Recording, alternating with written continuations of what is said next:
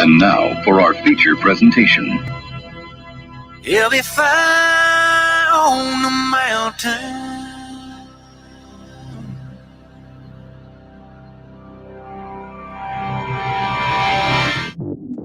JB and Darren on the JB and Goldwater Show. Line drive right field, base hit. South Carolina wins the College World Series. Watson, touchdown. Hunter Renfrow. He got him, and it's all over. Coastal Carolina rules the roost. They win the championship. And South Carolina has won the national championship. The Senegal baseball team has done it again, but this time the Bulldogs beat one of the top teams in the country. They are giant killers. Get the ball to Bennett. He does.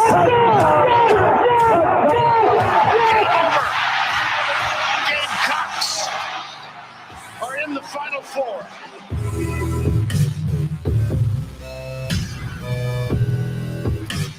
All right, greetings and a good Monday afternoon, and welcome aboard the JB and Goldwater Show, live, loud, and online, and driven by our friends and yours at Stokes Volkswagen. Find them at stokesvw.com. Find us on the JB and Goldwater app and also at jbandgoldwatershow.com. If you're watching to the right of your screen, that is Darren Goldwater. I'm to the left. I'm Jamie, and we're here until 2 p.m. this afternoon. And between now and then, quite busy, as a matter of fact. Coming up here in about 20 minutes, 12:20 today, it will be Wes Mitchell with Gamecock Central. And at 1:30 this afternoon, new strength and conditioning coach Luke Day at South Carolina. He'll join us on our program, so very excited to have him. We also, of course, will have you completely covered with the Super Bowl, the NFC and the AFC championship weekend. We've got hoops, bad weekend for South Carolina and Clemson on the men's side. It was a fine weekend for the ladies on the women's side of things, but both the men and both men's programs at the highest level in this state right now really struggling. So we're going to get to that. We're going to get to Conor McGregor and UFC. I've got an interesting couple of notes on that. Okay. Because it is, some people just don't want to pay for the fight. True. I'm one of them. But I've got some notes because I was like, man, aren't we kind of past pay-per-view, right? Like pay-per-view so 30 years ago. But we're not, and I'll tell you why. Coming up here in just a little while. Going to get to Tony Elliott. Maybe he's headed to Rocky Top. We'll find out. Some other movement in college football and in the pro ranks as well. 843-321-8893 is our phone number. It's also our text line, and it's wide open. If you've got something to say it. We'd love to hear from you. We'll pop it up on the screen. You can, of course, if you're watching our program and you want to have your comments up on the screen, just send them over, and Darren will get them up there if they're relevant to whatever we're discussing. And I hope everybody had a wonderful weekend on that note as well. I did. I had a good weekend. I watched the fight. I know a bunch of people that did, and it was fun to watch because the day Saturday was watching a lot of bad basketball. You just referenced that. I watched the Carolina game. I watched the Clemson game. Yeah. Penn State won, but it wasn't very pretty. And I was like, I need something different. I just want something different. So I watched the free portion of the fights, and those were good. And then I watched the main card as well, and I enjoyed it. It was a nice little reprieve from real sports. Sorry, anyone who thinks that that's a real sport. Well, if you've got comments on that, send them our way as well. You can also tweet to us at JB and Goldwater and at Sports Radio JB, at Darren Goldwater individually. We are JB and Goldwater across all social media platforms. But Darren, today, obviously, a day removed from this weekend's NFC and AFC championship games, and now you got the Super Bowl set. We will tell you who is playing in the Super Bowl. That is a former Gamecock and a former Tiger here in just a few moments. I did watch both games yesterday. As much as I could of that late one. I actually ended up falling asleep kind of towards the end of it. The Chiefs just had it firmly in grasp there. All right, so you got Mahomes and you got Brady in the Super Bowl. And there's a bunch of storylines coming out of this.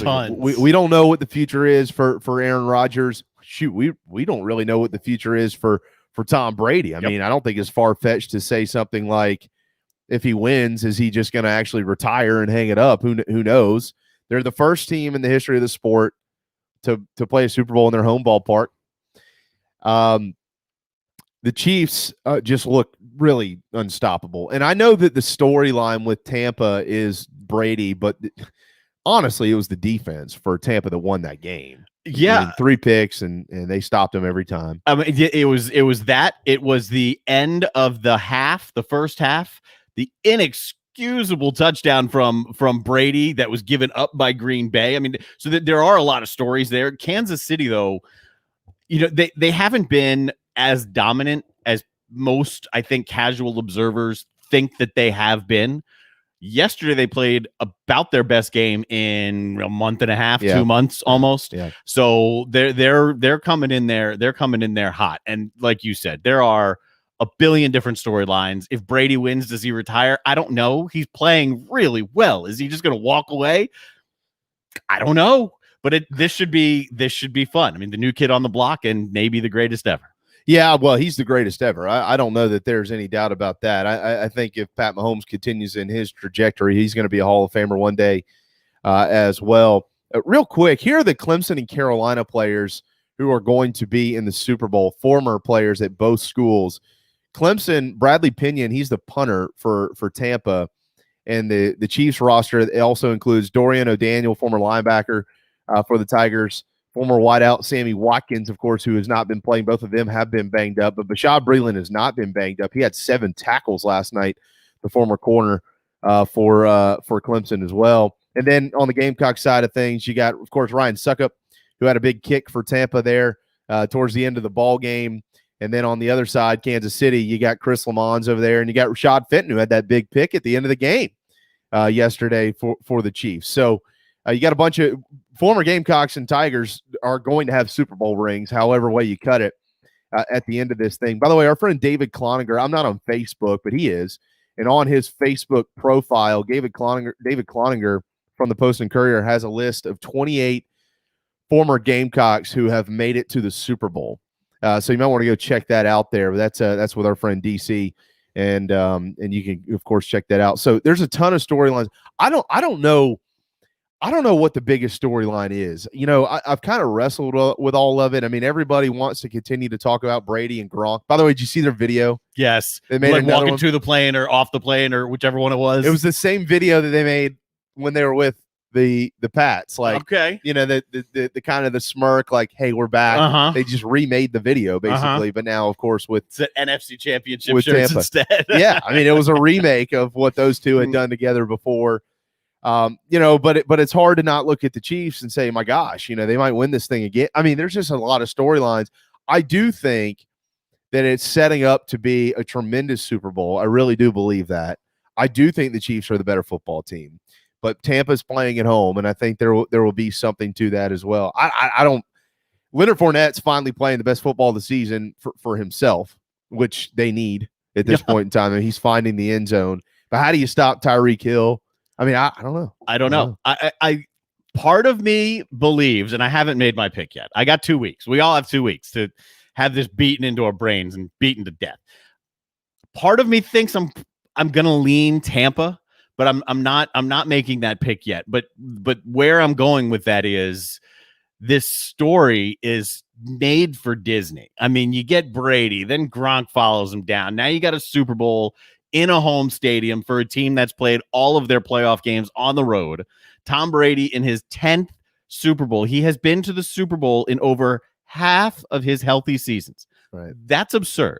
That is patently absurd that he has been to the Super Bowl in over half of his healthy seasons. He has more Super Bowl trips than the other big names of his era combined. Right. Aaron Rodgers, Peyton Manning, more Super Bowl trips than those guys combined. I mean, it's going to be hard for me to believe that they get knocked off. But right now, Kansas City, Mahomes, I think, is 26-1 in his last 27 starts. Right. I mean, right. Pick your storyline.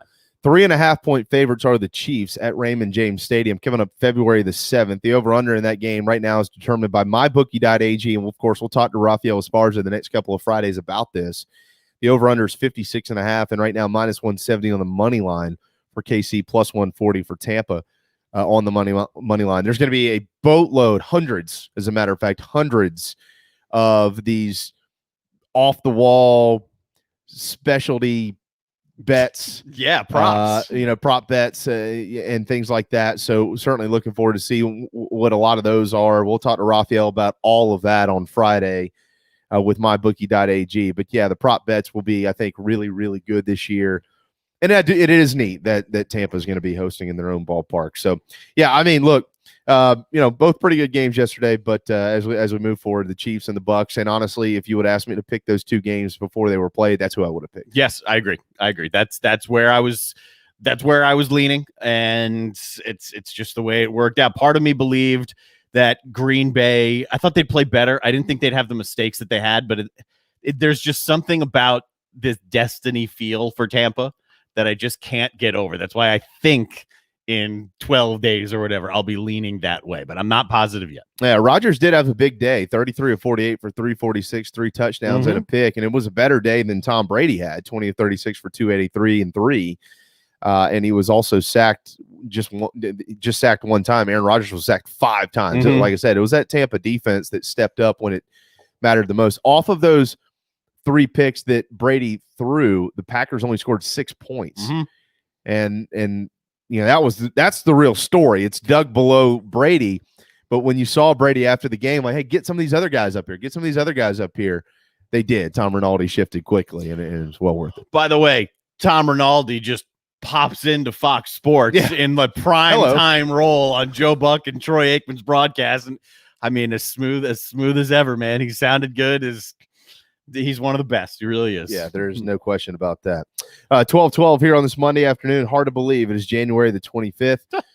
Follow us on social media at JB and Goldwater. Any questions, comments, concerns, send them over and we'll put them up on the screen. We do have Wes Mitchell with Gamecock Central coming up here in about 8 or 9 minutes on our program, and we're going to get into some recruiting with him. Also, Will Muschamp's buyout has been finalized at South Carolina, so we're going to talk about that and take a little bit of a deeper dive into this staff. Speaking of which, at 1:30 today, a member of the Carolina coaching staff, Luke Day, will be joining us here on our program. So hopefully you all stick around for that.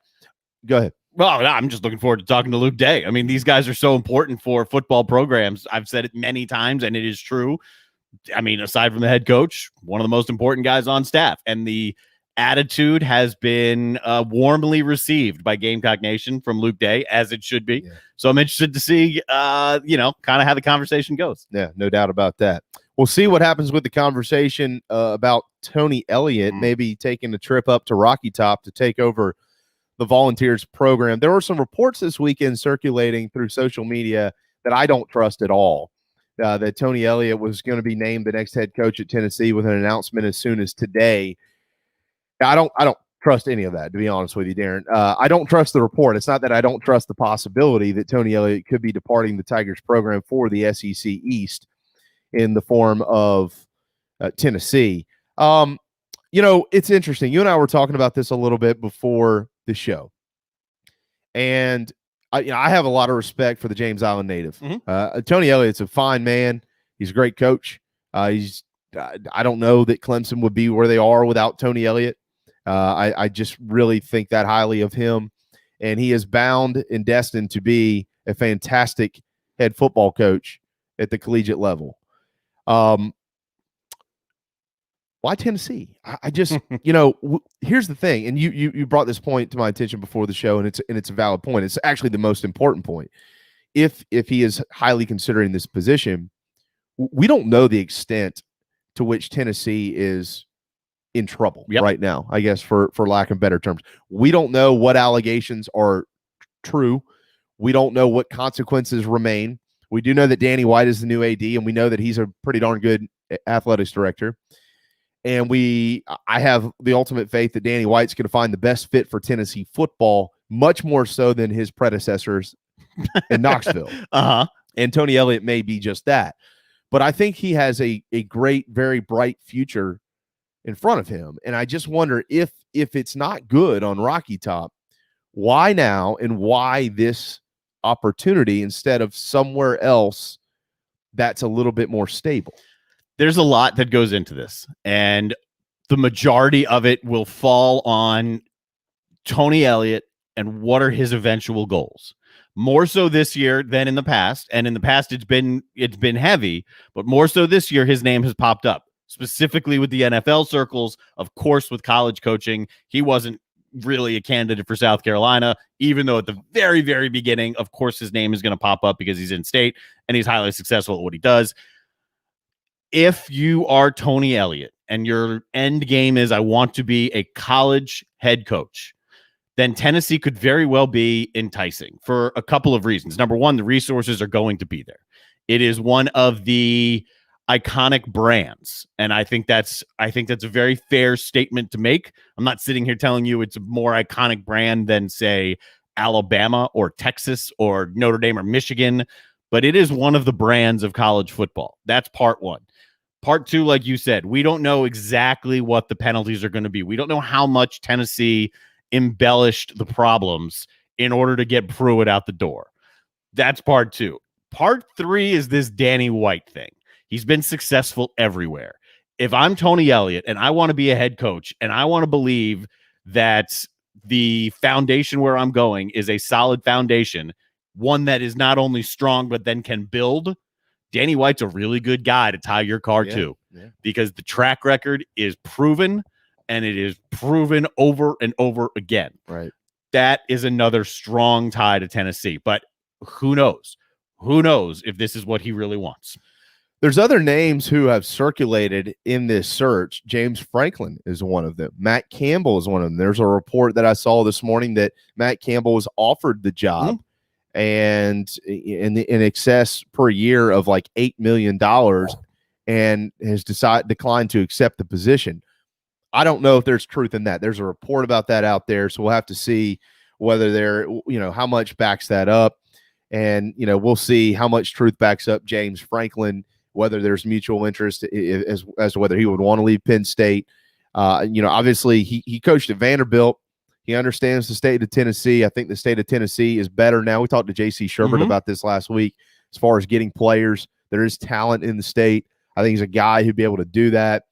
But is Tennessee, is James Franklin, I mean, you probably know better than I would, is James Franklin a guy who you're going to hire to turn the program around, or is James Franklin a guy you're planning to hire to turn the program around and stay here for the long haul? I don't know if he's the long haul guy. Like, I feel like at some point in time, James Franklin, might be called to the NFL or something like that. I don't know. It's just my feel based on things that we've all heard throughout the last few years about this guy who I think is a great coach. Are they looking for someone with head coaching experience? Are they not? And if they're not, obviously Tony Elliott fits that. There are some really good candidates out still for this job. Here's what it does appear, at least. It doesn't appear that Kevin Steele will be the interim head coach in 2021. It appears that they're trying to hire somebody in place of him. Yes, it looks as though it's not going to be Steele. Would it be Franklin? Had you asked me this question when Penn State was still winless, I would have a different answer than I do right now, because Penn State's recruiting was in the tank. Right now, Penn State's recruiting has bounced back very nicely. So it looks like things have smoothed over. They just hired a new offensive coordinator a couple of weeks back, got him from Texas, a very, very well-respected guy who's molded quarterbacks in his past, like Justin Fields. I don't think Franklin's the guy. I do think whoever Tennessee hires, though, whoever Danny White hires, he wants it to be a long-term fix. Yeah. It's not a come in here, fix it, and leave. This is Knoxville. This is Rocky Top. Right. This is home. This is where you're going to come and you're going to be, and if you win and win consistently, where we'll have a statue for you. This is not a stepping stone job. Well, and it's also a job, and we got to hit a timeout as we got Wes Mitchell coming up here, but it's also a job. Tennessee, they will give you some time, that fan base will, but they're not going to give you 3, 4, and 5 years. Nope. They're not. Like, they'll give you a year.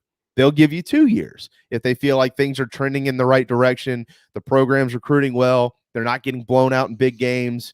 There's not a bunch of stupid mistakes being made. There's not a bunch of kids getting in trouble. It just looks like it's headed in the right direction. Maybe similar to what it looked like with Spurrier at South Carolina. The wins weren't necessarily all there in the first couple years, but it was trending that way. You had the feel that, hey, at some point in time we'll break through.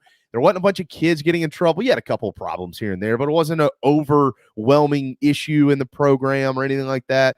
So they'll give you some time. They're not going to give you 3, 4, and 5 years. If you're looking up in year 3 and year 4, and you're 7-5, 6-6, probably even 8-4 without a big win or two on the schedule, they're going, all right, let's start looking for the next guy. We've already seen it. We've seen this for the last 7 coaching changes. They need something stable, because that has been the antithesis of what they've been in Knoxville for quite some time. Yeah. Just something stable. No question. Wes Mitchell is certainly stable for us. He joins us every Monday afternoon, and today he does, again, a little bit early, though. So we're going to hit a quick timeout. Gamecock Central's Wes Mitchell with us here on the JB and Goldwater Show, driven by Stokes Volkswagen, when we return. Is your old car really scary? Does it look dreadful or smell awful? Don't be frightened. There's never been a better time to trade your spooky old car. Stokes Volkswagen just received a new shipment of the VW Atlas and VW Crossport. But here's what makes that even sweeter. Every new Atlas and Crossport is $3,000 off MSRP. Plus, every 2020 Volkswagen is available with 0% financing. That's right. You get both the huge discount and 0% financing. So if you want to play trick or treat at other dealerships, that's okay. Come see us at Stokes Volkswagen on Ashley Phosphate or visit stokesvw.com. Peace and love at Stokes VW. Plus tax tag includes $399.50 closing fee. Offer subject to lender approval. Expires month end. What's up, everyone? JB here. Want to tell you about my friends at McFadden Pest Control, as we do every day on our program. I love these guys. They've been in business over 40 years, and they treat our family like they've only been around for 4 days. Always doing their best work, trying to earn our business, although they know that they'll always have it. Heath and the guys take care of our quarterly, our mosquitoes, termite bonds, anything we can get them to do, they do it. They're the best. They're friends. Heath even often texts me and just asks to see how my family's doing. It's amazing. I can't say enough about McFadden Pest Control. Switch to them. You'll never have anyone else protect your home. McFaddenPestControl.com, McFaddenPestControl.com here in the Low Country. Family Bingo Night is back. All 3 Dog and Duck locations. Every Monday from 6 to 8 is the perfect time to bring the kids, have dinner, and play bingo. They've upped the prizes with retail store gift cards, gas cards, in-house cash cards, and kid-friendly gift cards like Nintendo, pizza, App Store, and more. Thanks for supporting local businesses like the Dog and Duck in Bell Hall, Park West, and on Clements Ferry Road. Ladies and gentlemen, here it is. Even the other stations are tuned in too. JB and Darren on the JB and Goldwater Show.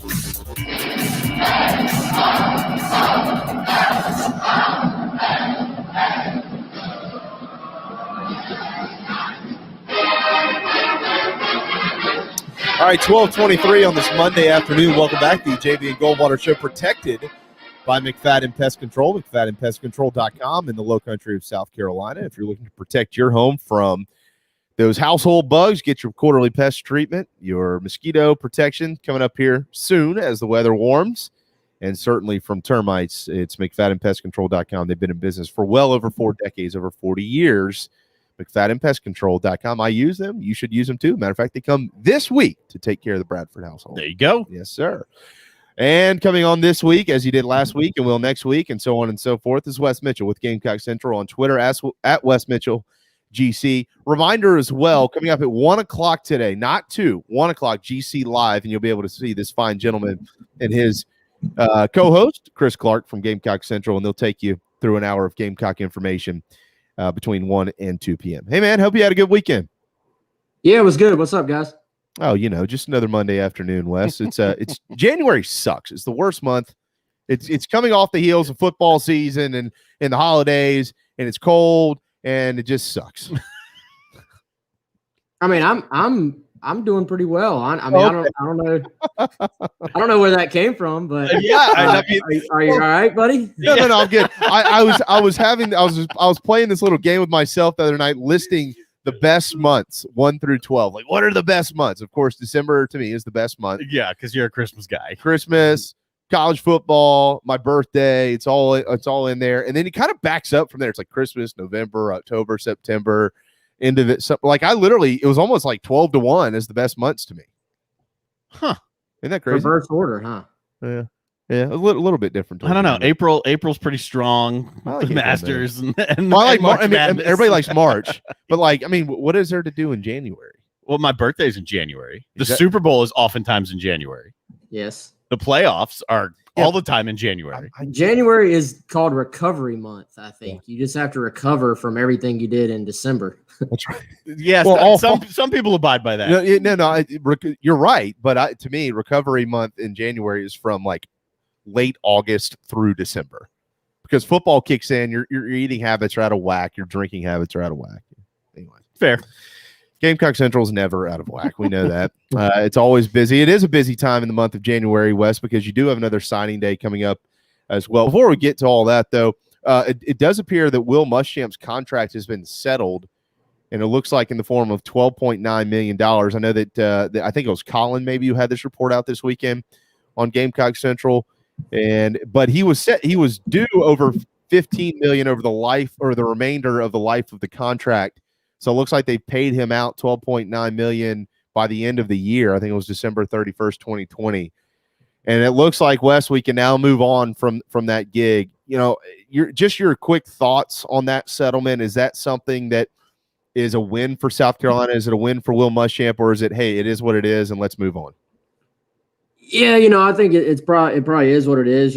That's, I think, fairly common. The school clearly wants to just get it off their books and sort of move forward and not have to worry about it. The coach, in this case, Will Muschamp, obviously benefits a bit from having a lump sum. You already, that money hits your account and you can do whatever you want with it. You can, you sort of have the time value of money there. You can invest it. Honestly, if you wanted to, you could really just live off of it the rest of your life, just off of what you'd be making in investments there, I think. So I don't know if I can call, writing a $12+ million check a win-win, for anybody.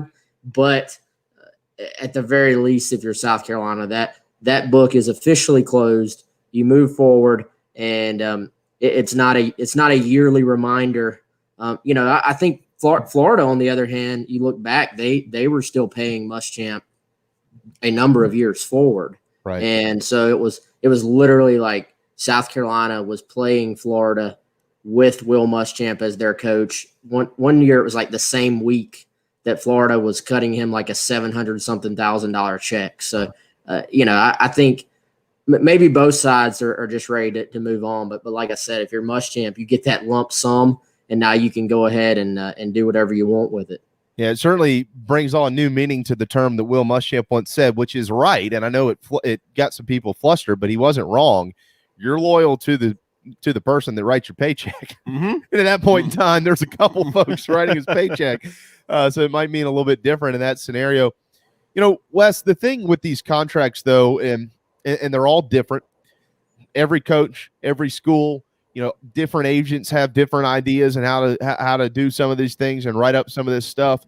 I don't know that there's a direct formula. I'm not sure how much time you and Chris and Colin and the staff at Gamecock Central spend on examining college coaching contracts, not just those that pertain to South Carolina, but others, especially in the region, probably specifically more like the SEC. Mm-hmm. But what we've learned, if we've watched over the last decade or so, is it at the end of the day, it's just truly a business. And sometimes you can't get away from paying these major buyouts. It doesn't matter whether there's mitigation clauses or not. If it doesn't work out, you're just going to be on the hook for millions and millions of dollars. And that, unfortunately, is the cost of doing business today in college sports.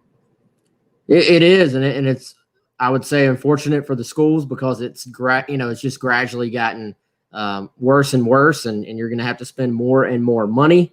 And a lot of these coaches, and to answer your question, I haven't, really had the time to dive into a bunch of different contracts, but I will say this, a large portion of the SEC, as far as head coaches go, those guys are represented by Jimmy Sexton or by Jimmy Sexton's organization. So you're talking about the guy that is sort of the premier agent in the college football world, and somebody that generally tends to get his way. And most of his contracts for head coaches do not feature mitigation. So that means basically, even if a guy takes another job somewhere else, it used to be, I believe most of these, contracts did have mitigation, which if somebody got a job elsewhere making, $1 million a year, then you would sort of take that off of what you had to pay. A lot of these contracts now do not have that. And a lot of them, it seems, are structured to where however much time is left on the contract, the buyout is not necessarily a specific number. The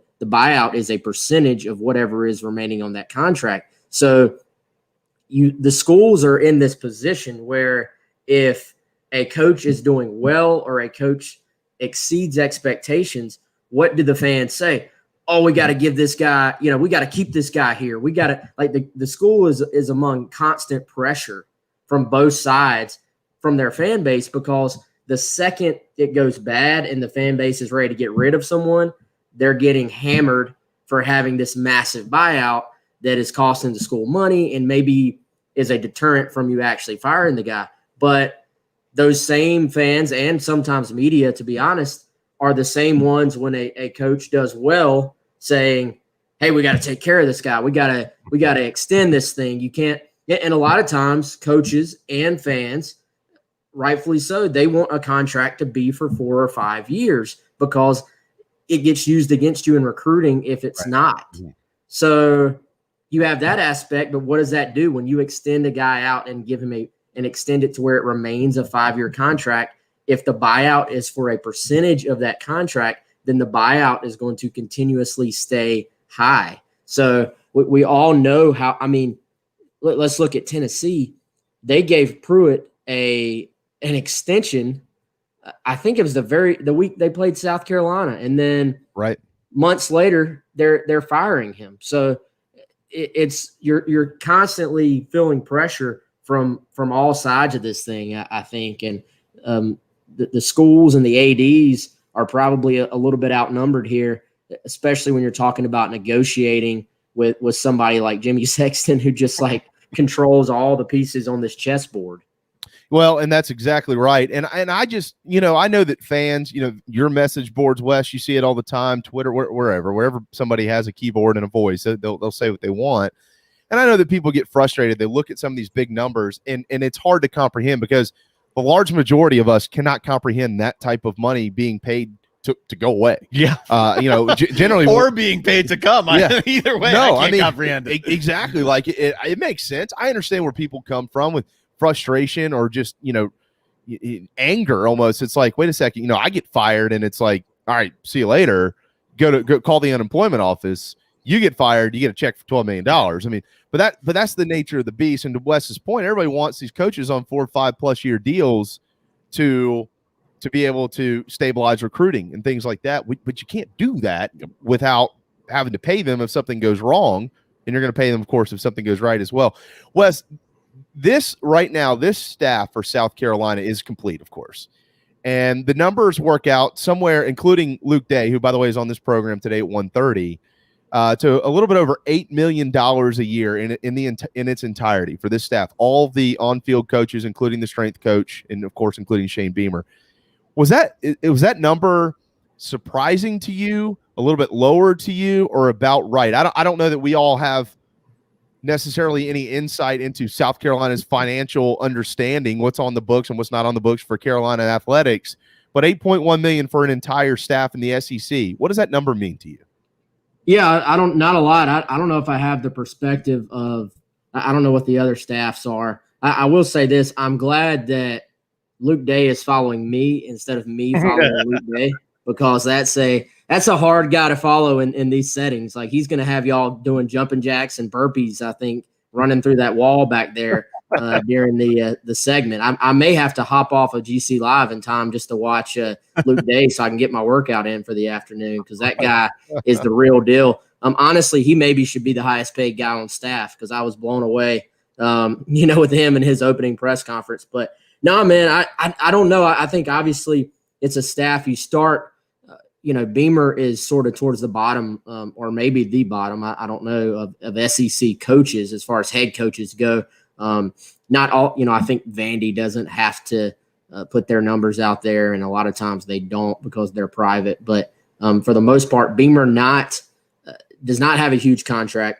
You look at both the offense coordinator and defensive coordinator, you're not talking about guys who are coming in where you're maybe taking them from a Power 5 school, or somebody that's built up this huge like name yet as far as their resume goes. So you're not having to pay them, the 1.2 a year that, or 1.5, or, I mean, some of these guys are making $2 million a year to be coordinators. So because you don't have that huge lump in there for either the OC or the DC, whereas some of these SEC schools do, I imagine this number is a little bit lower than your average SEC staff, but probably about what I thought. Now, if they could have maybe pulled off, the early word was like a Jay Bateman, a guy at UNC who I think is pretty happy there.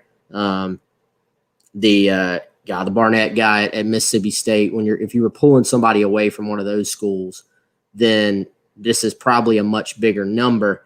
And I think they had it in the ability to go higher was there, but this is a matter of sort of, I would say in most cases, the standard, price or standard salary for guys based on the experience of each individual coach, I think. Yeah. And let's put it in perspective a little bit here as well. I mean, $900,000 a year for your offensive coordinator and your defensive coordinator, that's a lot of money. That's paying out. I mean, that's not chump change at all. And, Mike Bobo, I think this past year made 1.2 mil. That was up towards the top in the country, Wes. So you kind of feel like those numbers fit the market, and I'm sure they did their market research before they put offers out.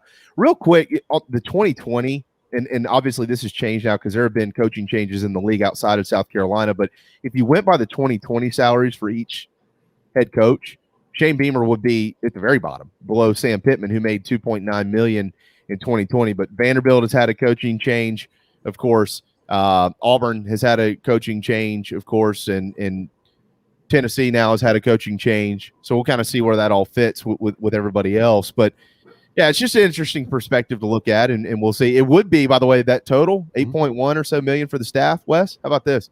That'd be less than Ed Orgeron and Nick Saban both make just themselves. And only $600,000 more than Jimbo Fisher. So you're right; it's towards the bottom. Yeah.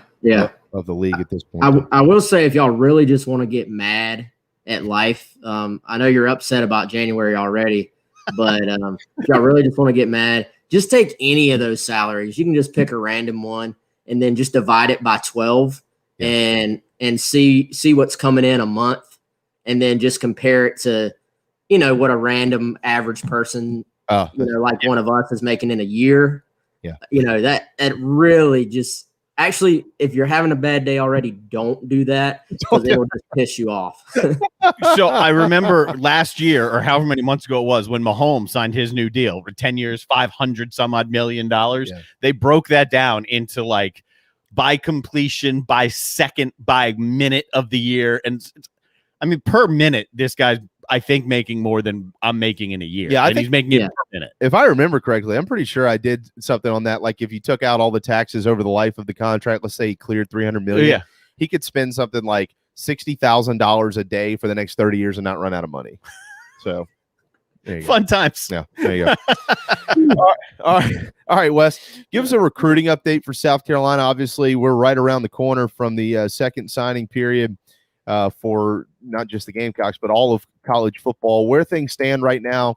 And now that this staff is complete, what does it look like over the next, less than a couple of weeks now as they kind of maybe try to put their foot on the gas pedal and try to fill some holes here in what's left of this recruiting cycle? Yeah, I mean, I think you're going to have a heavy emphasis on trying to get rolling with the 2022 and the 2023 classes. I think you start doing the math. Again, I guess that's the thing of the day, doing math on here. But if you start doing that, you see there's not many scholarships left. So you have, I think it's officially 5 spots left. You have the St. Francis kids, the quarterback transfer, and the receiver transfer that are considered heavy leans to South Carolina. That would put you at 3 spots left. And that is for transfers or for signees. So if you look at it like that, there's not a lot of spots left. You sort of look ahead, as hot as the transfer portal has been right now, you have to keep in mind that there will be guys that will transfer at the end of spring practice as well. So you don't want to spend all your scholarships. You want to potentially maybe save 1 or 2. So, they're in on a handful of guys, including the 2 transfers, a handful of high school kids that they're still after. I think you're looking, if possible, to maybe add another DB, another linebacker. And I sort of, when I'm doing it in my head, I already kind of count the St. Francis kids. So if you're looking at 3 spots, maybe you're saying DB, maybe you're saying linebacker, and then potentially a receiver, another one, or potentially best available, I think. Or, you maybe even have to look at saving someone or saving a spot to have moving forward in case you have transfers after the spring. So these schools are really just in a crunch with the number of transfers that leave your program, yet you still have this 25 per year cap. To the extent that I wonder if the NCAA doesn't, maybe try and look at taking that number and maybe allowing a number of transfers in that do not count towards your 25. Now, I don't know if you want to throw even more gasoline on the transfer market because it's already a huge part of what's going on. But it's very difficult if you're trying to rebuild, when you have that cap. So South Carolina was smart not to try, not to just waste scholarships in the December period, but even by being conservative in the December period, they've still, with all these transfers coming in, they've used most of their scholarships are accounted for. Wes Mitchell with Gamecock Central. Now, if there are transfers, let's say after the spring period, as of now, I think South Carolina's spring practice is set to start on March 20th, and then it would commence with the spring game on April the 24th. And everybody's schedule is going to be a little bit different, but sometime in April, everybody's going to be wrapping up spring practice. Granted that there is one, it looks like there will be. If you have transfers after that time, and we do every year, some kids go through spring practice, they get through that spring semester, and they decide this is not the best fit for me, especially with a coaching change. They want to move on and do something else. If you take a kid or two at that point in time, let's say a transfer, which is, I guess it'd have to be, those numbers, are you saying those numbers would count towards 2021, or is it possible to count some of those towards 2022? No, if they come in the summer, it counts as 2021. Okay. There's really no way around it. Now, if the kid is willing to wait and come in August for the start of camp, then at that point, which obviously not ideal, because sometimes if you're saying, hey, come in August, and another school's saying, hey, come right now, you're at a disadvantage because the kid wants to go ahead and get started and learn the playbook and get into the strength and conditioning program, all that stuff. It is possible, though, if you push them to August. We've seen South Carolina do that. That's what Tavian Feaster did 2 seasons ago. Jalen Brooks, that's what he did this past year. Now, at some point, you've got to get yourself out of that cycle, because you're sort of just, robbing Peter to pay Paul? Like you ultimately have to spend the scholarship. You ultimately have to count it. And part of the reason South Carolina is short right now is because they're having to count 4 guys from last year forward to this year. So that's why they're at 21 as their cap instead of 25. So if you keep pushing them forward, you're always going to cap yourself in that next year. It used to not be like that. It used to be so many different ways you could manipulate the situation and take more than 25. But the SEC was over-signing to the extent that they finally stepped in and made a rule where you can't do that anymore. So basically, if they come in August, you can push them forward. That's an option. But like I said, you start to cut yourself off for that next year when you start doing that. Okay. All right. Now, how about an update on the St. Francis transfers? Jason Brown, of course, is the quarterback. His name has probably been the leader between those two to land in South. The name that folks know the most. Mm-hmm. Right now, this quarterback room is a little slim because they have lost Ryan Helinski to a transfer. They've lost Colin Hill as well. Colton Gothier just got on campus. Luke Doty, very limited starting experience, so they need to get going in the quarterback room and try to improve that position as much as possible. Jason Brown seems to be the hot name who's going to fill that void at some point in time. Can you give us an update on where those guys stand and when we might see something official on them? Yeah, I talked to Jason Brown last week. He said, that things looked good. He was actually trying to, I can't remember exactly how he said it. He said he was working through a couple of things on his end. And, I asked him, well, once that gets worked through, will we see some type of public declaration? He said, yes, that was the case. So have not talked to him yet this week. I try not to be the guy that just annoys the crap out of these kids.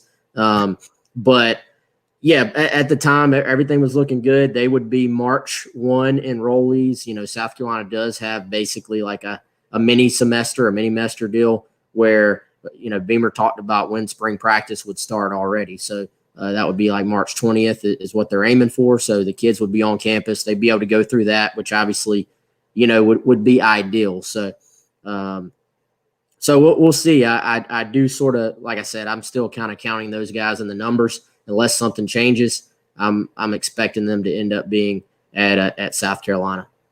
What do you expect signing day to look like for South Carolina? What's the exact date? February 4th, 3rd? That would be February 3rd. February 3rd. I was thinking 7th for some reason. What I was too for a minute, and then I backed off. Yeah, okay. What does that day look like as it stands right now? It's January the 25th. We still got almost 7, 8, 9 days till we get there. What does that day look like in your the way you envision that day looking like right now from your perspective, Wes? Are they going to land a couple of guys? Are there signing day surprises? All these terms we use every day for signing day. What are you seeing right now?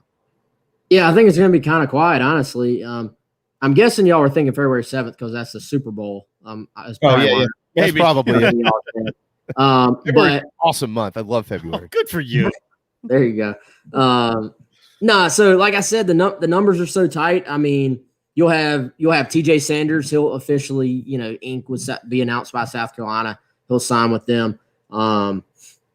Isaiah Norris, I think they already announced Isaiah Norris, when he committed, if I remember correctly. So he technically won't be signing. And then, I imagine just for the I don't know, it's like the pomp and circumstance of the thing, they'll probably announce all the transfers that have come in since then and officially announce those guys and maybe talk about them a little bit, although Beamer's already actually talked about them the other day. And then, you look right now, you got, like I said, there's 3 spots, assuming the 2 St. Francis guys. I would imagine if those guys announce, you'll announce them on that day, and then essentially you'd have TJ Sanders and 2 or 3 maybe high school or JUCO guys. So they're still going after Bam Scott. He's a JUCO linebacker. Joko Willis is another JUCO linebacker. They're still somewhat involved in Jordan Mosley. He's a receiver from Alabama. Juwan Gaston, he's a freshman safety. And then, I'm forgetting Colby Fields. He committed to South Carolina already, but he is not signed. So he'll sign on February 3rd as well. So, but between all the transfers and between the fact that the first signing day is just the day now, that's really the real signing day. It should actually be a fairly small day for South Carolina, I would imagine.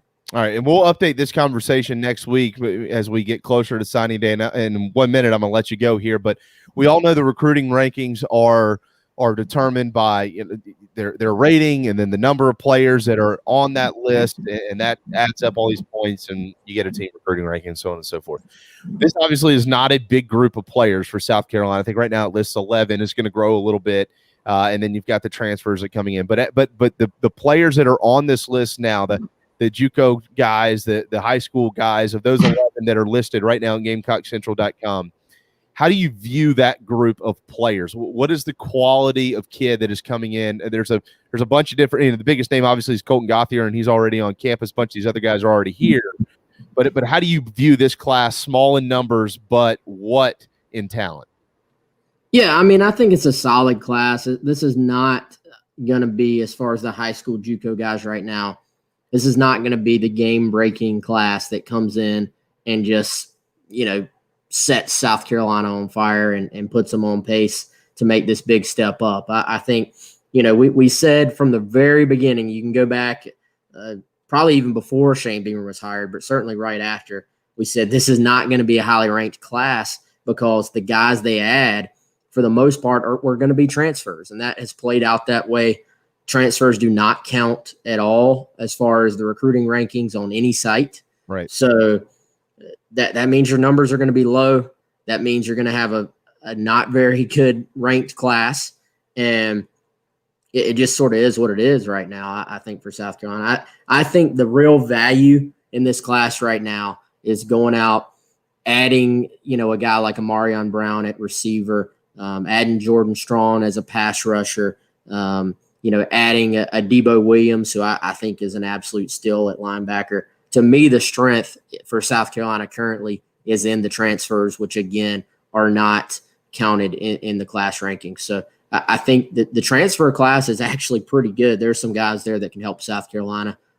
You're much more, I think, wait and see about the other guys and just not going to be a highly recruited or highly ranked recruiting class. But I do think you look forward and you sort of, if you're South Carolina, you get a big start on 2022 and a big head start on 2023 moving forward. And, you hope that can be a class that's much more full of high school kids and maybe you can sign 20 plus high school guys and, have an actual highly recruited class that can build some momentum. Yeah, and hopefully be able to kind of reassert themselves in the state of South Carolina. Will Muschamp did recruit this state quite well in his time. Obviously, lately it's not been as good as it was, but they certainly have some of the biggest stars on that team right now are from South Carolina. Hopefully they'll perform well in years to come. Wes, on that note, we'll let you run. We know that at 1 o'clock today, GC Live is coming up an hour earlier than usual. So what are you and Chris going to be talking about here in about 10 minutes?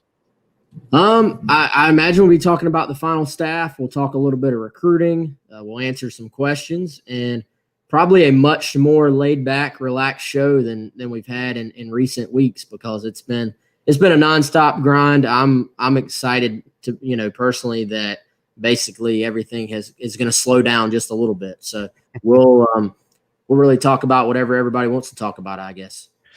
Before you go, Pat Mahomes by the hour, $5,700. By the day, $138,000. So have a good day. Yeah. On that note, wonderful. Wow. Thanks, Wes. Have a great Monday, buddy. All right, see y'all. There you go on Twitter at Wes Mitchell GC. Yeah, that's depressing. 138 a day. Yeah. Holy moly. I should have been a quarterback. That's depressing. There's no doubt.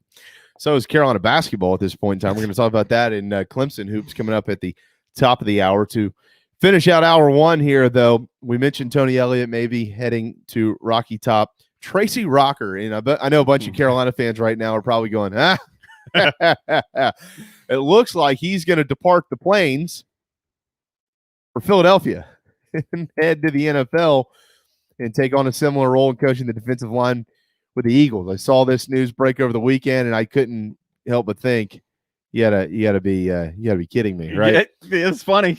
You gotta be kidding me. I mean, look, I don't know. Too often we let these conversations get personal, and so I don't ever want to have a personal conversation about any coaches or players who come or depart any program, because unless you know them personally, you can't have a personal conversation. Yep. And I think it's a little ridiculous how people will take it that far. So obviously you wish them the best of luck, but you can question their professional decisions. And that's part of our job around here is why they ask the why question. Why would he all of a sudden, he wanted to go home to Auburn, right? That's where he played. Why leave and go to the Eagles? Because I was thinking in my mind, there's every reason to want to probably go to Auburn for a year or two, hang it up. Kumar, his son, is probably going to be the top pick in the Major League Baseball draft. He'll want to leave there and chase Kumar around and watch him play baseball. It's not going to take him long in minor league baseball to get into the big leagues, be able to go watch him play and stuff like that. So why not? Why would you leave Auburn? You're in a place where you're comfortable. You played college football. You won all these awards there. Everybody loves you being home. Why would you leave? And then I thought, well, you know what? It might be, hey, look, it's the NFL. I'm going to get a crack at the NFL. I'm going to go make a bunch of money. Yep. And then I'll hang it up in the next couple of years and go watch my son play baseball. Maybe it all makes sense personally. I guess it does. But certainly the professional decision making on his part, there's a lot to be questioned by Carolina and maybe apparently Auburn fans as well, and rightfully so. First of all, we're closer to this situation than, say, Eagles fans. I question how many Eagles fans even are aware that 9 days ago Rocker was hired away from South Carolina after being hired at South Carolina just a few days prior to that. I mean, most of them probably just know, all right, we got a guy with a pretty solid background. He's coming from Auburn, and that's that. But because we're closer to it, there is more invested. But I say it all the time when it comes to decisions that are made by folks I don't know and I've never spoken with. You just don't know what they want. I brought it up speaking with Tony Elliott. What's his end game? Does he want to be a college head coach? Does he want to be an NFL coordinator, an NFL head coach? What's his best path to get to where he wants to go? Same with Matt Campbell at Iowa State. My hunch is Matt Campbell wants to be an NFL head coach based on the fact that he was a finalist. Turns down every job. Yeah, well, is that the giveaway? Well, yes, that's one of them. And then he is still mentioned with the NFL. So maybe Rocker just wants a crack at the NFL. I don't know. But because we're as close to it as we are, and because South Carolina was pilfered, I guess, if you want to use a word, of a few staff members that went to Auburn, it is humorous to then see this guy. Again, it was 9 days ago when they put out this press release that Rocker's coming home, and now Rocker's going to Philadelphia. It's humorous when you follow the path as we have. Oh, there's no question. I mean, it's a punchline in South Carolina, and rightfully so. It should be. And Tracy Rocker probably doesn't care. No. This would be his second stint in the NFL because he did spend time with the Tennessee Titans as their defensive line coach between 2011 and 2013. So it would be his second trip to the highest level of football. But, whatever. Whatever. If that's what he wants to do, it certainly appears that that's what's happening. Deuce Staley will not be coaching in Philadelphia. The former Gamecock running back did apply and interview for the head coaching position with Jeffrey Lurie and that family. He obviously did not get it because Nick Sirianni did, and he has to be released from his contract. And the latest news that is broken just a little while ago, a little over an hour ago, from Tom Pelissero is that Deuce Staley is heading to Detroit, and he will be a part of the Detroit Lions coaching staff, which is interesting because former South Carolina quarterback Dylan Thompson is also in that staff up there as well in an off-field role. You know what? It's like a player development, life skills type role for NFL guys, believe it or not. And Dylan Thompson runs that department for the Detroit Lions. So a couple of former Gamecocks now will be in the Motor City with the Lions. I didn't realize that about Dylan Thompson. Yeah. So best of luck to Deuce Staley, who, of course, at one point in time had a show on 107.5 The Game in Columbia, where he spent a lot of time with our friends Michael Haney and Mike Morgan and that whole group up there. But Deuce is a wonderful man, and he'll do a wonderful job, certainly, as running backs coach in Detroit. All right, it is time for a timeout. The Patriots Point National Anthem coming up at 1 o'clock this afternoon, and at 1:30, Luke Day, now strength and conditioning coach at South Carolina. He's going to join us on our program. We got a lot of neat stuff to get to with him. When we return, we'll talk about Carolina Clemson hoops. We'll get into the Conor McGregor fight as well and whatever else may be on your mind. We have not given our thoughts on Hank Aaron just yet either. So all that ahead is going to be a jam-packed final hour. Hang tight. The JB and Goldwater Show, driven by Stokes Volkswagen. We'll be right back. What's up, everyone? JB here. Want to tell you about my friends at McFadden Pest Control, as we do every day on our program. I love these guys. They've been in business over 40 years and only been around for 4 days. Always doing their best work, trying to earn our business, although they know that they'll always have it. Heath and the guys take care of our quarterly, our mosquitoes, termite bonds, anything we can get them to do, they do it. They're the best. They're friends. Heath even often texts me and just asks to see how my family's doing. It's amazing. I can't say enough about McFadden Pest Control. Switch to them. You'll never have anyone else protect your home. McFaddenPestControl.com, McFaddenPestControl.com here in the Low Country. At Patriots Point Naval and Maritime Museum, families walk in the footsteps of our nation's heroes, the brave ones who risk their lives to defend our way of life. Home to the aircraft carrier USS Yorktown, USS Laffey, and the USS Clamagore, there's more than 1 million square feet of exhibit space to roam. White Glove certified, we have several new health safety measures in place to enhance the visitor experience. Come for the day and leave feeling inspired. One of the most impressive museums in the country, located right here in Mount Pleasant. Visit patriotspoint.org for more. We'll see you soon. Bourbon and whiskey drinkers of Charleston. Paddock and Whiskey on James Island and the Terrace Shopping Center on Maybank is your home for the finest and rarest bourbon and whiskey drinks in the Lowcountry. This is where I hang out. Go meet my friends Reed and Chris and try one of their exclusive barrel pick bourbons. They have the largest private barrel collection in the state, and let their knowledgeable staff recommend your next pour. PaddockandWhiskey.com. Let not your heart be troubled. Paddock and Whiskey is here for your next double. We're all friends around here. Paddock and Whiskey, proud partners of the JB and Goldwater Show.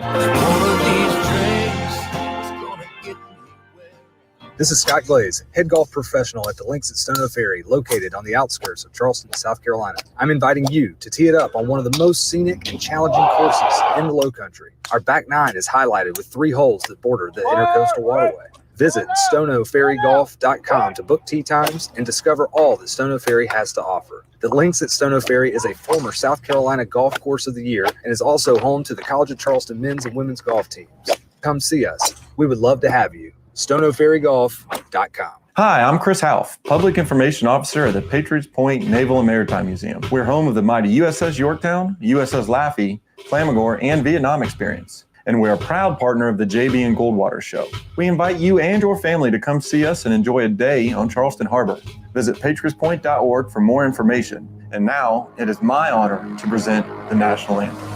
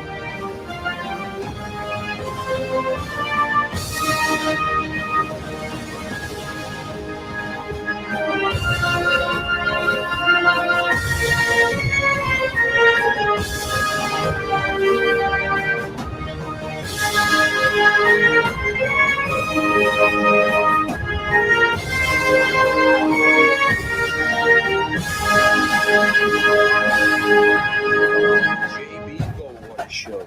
Live, loud, and online. All right, final hour here on this Monday afternoon. Welcome back to JB and Goldwater Show, protected by McFadden Pest Control, McFaddenPestControl.com for more information to have your home protected from bugs, mosquitoes, termites, and so much more. Our friends Heath Gunther and his whole entire staff there at McFadden Pest Control, they are the best, McFaddenPestControl.com. Find us on the JB and Goldwater app, and you can also head to jbandgoldwatershow.com. Both of those options you can watch and view every day in its entirety.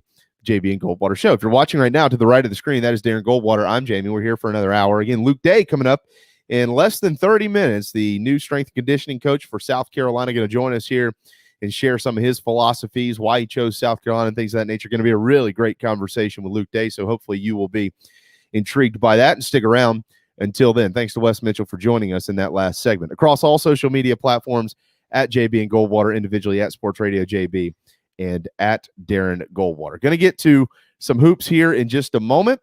But first, we do have some breaking news from Matt Connolly with the state newspaper. It appears that Clemson linebacker Mike Jones Jr. has entered the transfer portal. He is, of course, a former 4-star recruit. He will be a graduate transfer, and he is going to leave the Tigers program for, I don't know, greener pastures, I guess. But that's a name that has not come up at all in any circles that I've seen over the last couple of weeks, certainly. Nope. Since the Tigers season ended. He was a great player this year for Clemson at middle linebacker, but it looks like he's going to move on, Darren. It's surprising, just because of how you just laid it out. I mean, he's got another year. He's making it as a graduate transfer. He might actually have 2 years because he can get this year back if he wants it. Yeah. And because of how impactful he was, maybe they've made it clear to him that he will have less time next year, or maybe he's made the decision that he wants something new for another reason. But yeah, you didn't see this one coming. No. 10 games this year, 7 starts for Mike Jones Jr., 30 total tackles. Did have 4 for a loss as well, including a sack, but a solid contributor to the Tigers defense. Not going to be returning here in the future. So we'll keep our eyes on that and see where he lands, certainly. But that is some breaking news to start off our number 2. Also, the AP Top 25 women's basketball poll is fresh. Louisville, North Carolina State, UConn, and South Carolina. The Gamecock ladies hang tight at number 4. They are 12-1 on the season and rolling right along. They did struggle against LSU this weekend, but pulled away towards the end. They were able to win the ball game, and they continue to keep the train on the tracks. But it is not on the tracks for Carolina's men's basketball program. They were throttled by Auburn on Saturday afternoon, 109-86. And Carolina now stands just at 3-5, 1-3 in the SEC. And because of the pandemic year, because they have lost games, because they're still trying to make up games, and who knows if they'll lose any more games, Darren, they're really starting to squeeze themselves fairly tight down the stretch to have a chance to make a run at the postseason. This is Frank Martin's best team since the 2017 run to the Final Four. But it has not been a good start outside of that blowout win over Texas A&M. They did, of course, hang in there against LSU, left much to be desired against Missouri, and then this weekend Auburn came to Colonial Life Arena and embarrassed South Carolina, where they set all kinds of bad records on the defensive side of the basketball. And this has people frustrated, and it should. Yes. Look, Auburn cannot play in the postseason this year. They are banned from the postseason because of recruiting violations and self-imposed, I believe. Self-imposed, by the administration at Auburn. Carolina, of course, can play in the postseason. If they keep playing like this, they won't touch it. Now, they, of course, have Georgia coming up on Wednesday night, which is an opportunity at home to get back on the right track. Georgia this year just 2-5, 9-5 overall. Auburn is starting to turn things around, certainly, with Sharif Cooper now in the lineup. He is a really good freshman, probably the best freshman in the league. Man, he was impressive. I had fun watching him. And he's not just a scorer. I mean, the kid can dish it. Yes. I mean, he's got dimes flying left and right. There's no doubt about that. But Carolina can't. Carolina is not this bad. And here's the thing: there are some things to digest from a basketball standpoint, and I reached out to a couple people this weekend who would have much better information on this than I would as it pertains to Carolina hoops. And I'm kind of going to I'm going to regurgitate, paraphrasingly here, what I was told. Look, here's the thing, right? They're still missing. They're best when the ball goes in the paint, comes back out. All right, they're still missing Alonzo Frank. They're still missing Jalen McCrary. No question about that. That is a problem for South Carolina basketball. No question. It ain't that big of a problem. Right. Not a 109-point problem. Never. It doesn't matter. Frank Martin has had plenty of teams over the years who've been missing players for injury reasons, whatever it is. Not 109-point performances. It's just bad. And what I watched, you pair that with what just my eyeballs, and I try to be as fair to every situation as possible. And I'm a huge Frank Martin fan. Yeah. Personally and professionally. They can't shoot. And it's pretty simple. Like, here's the thing. Auburn obviously shot it really well. 40 of 77 from the field, 14 of 27 from long range. Yeah, that's just going to flat out get it done. They only missed one free throw in the game. If you can shoot, that's going to slow a lot of that down. Okay. Now, is it going to stop it? No. Is it going to make your job easier? Yes. But it starts with shooting. And they have not been able to shoot. Like, again, Jermaine Couisnard, 4 of 16 from the field. I mean, they were 28 of 68, guys. Like, that's just not good at all. And, Lawson shot it well, had a good game. Seventh Woods is not a scorer. He's just not going to be a scorer. Justin Minaya didn't get enough from him. You only had 4 points from your big man and Wildens Levesque. and he was just 1 of 3 from the field, and he only shot 2 free throws. Your big man's only shooting 2 free throws. There's a problem there.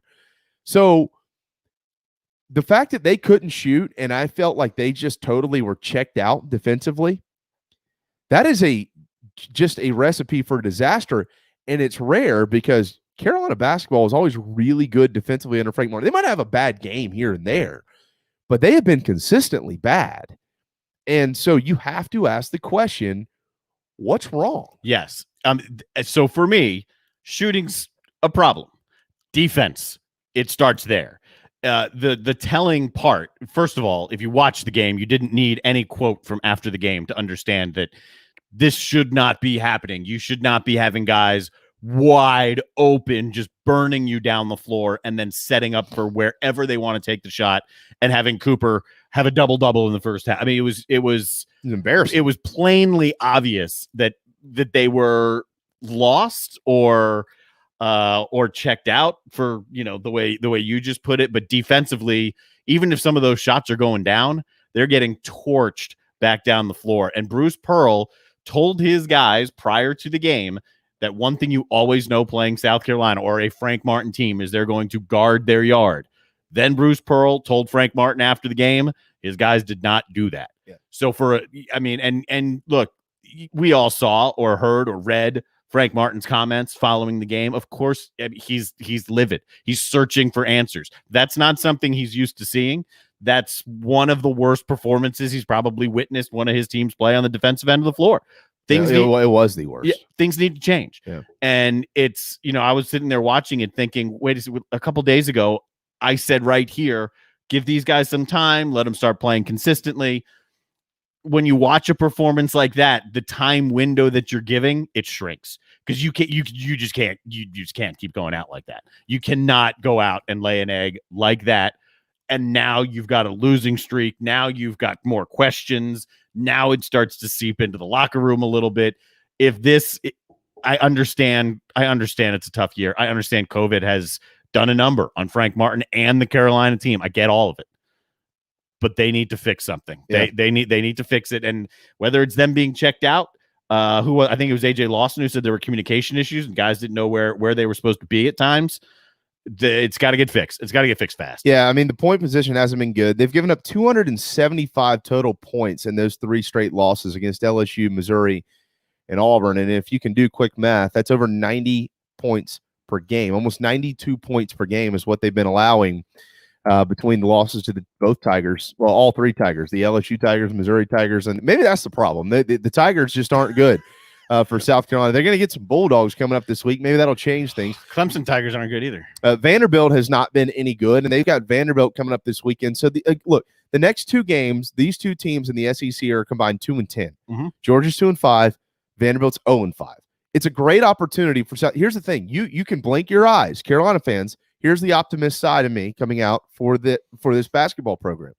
You can blink your eyes, and you can look up in 5 days, basically 6 days, and Carolina will be 5-5 overall, 3-3 in the SEC because of the 2 opportunities that are left, Georgia and Vanderbilt. That's the optimist side. Mm-hmm. The pessimist side is you can lose to one of the worst teams in the league, and then you're going to realize quickly it's going to be a real struggle to the finish here, and Frank Martin is going to really have a battle on his hands with the Carolina fan base to keep his job at South Carolina. And I'm not one of those pull the trigger, time to move on from Frank, whatever. I don't like firing coaches in the middle of the season anyways. I didn't like firing Will Muschamp in the middle of the season. I understood it.